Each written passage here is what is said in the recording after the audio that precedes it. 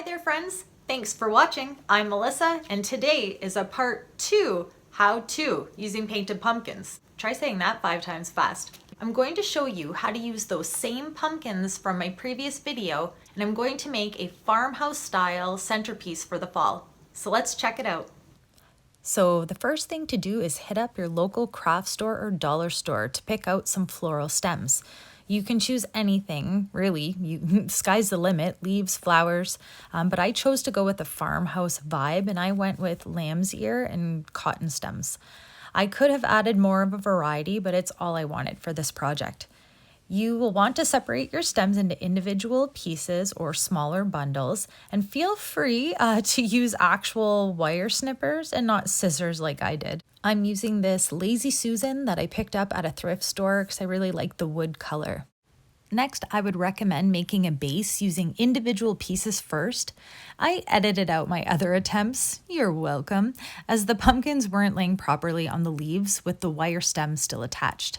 So once I laid down as many leaves as I wanted to start with, I started to place my pumpkins to establish my main focal point. Focal points in centerpieces are usually the largest, what should we call it, decoration. It's whatever is the largest piece that you are going to use in your centerpiece. It makes sense. The larger the piece, the more it stands out, the more people are going to look at it. And the smaller pieces that you add, or the smaller decorations that you add to a centerpiece, is really used as an accent. It accentuates that focal point, and it also really helps to create a sense of balance.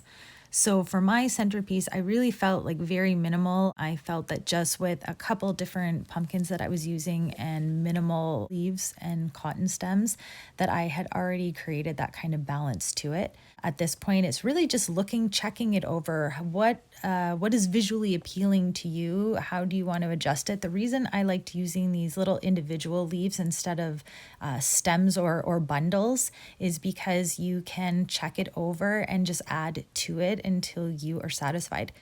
So I did go in with a hot glue gun to secure everything in place. Be sure to do that so it will survive longer than one family dinner. And you can enjoy all season long. Well, there you have it. I hope you enjoyed creating this as much as I did. For more inspiration like this, please consider liking and subscribing, as it always helps to grow my channel. Until next time, stay inspired.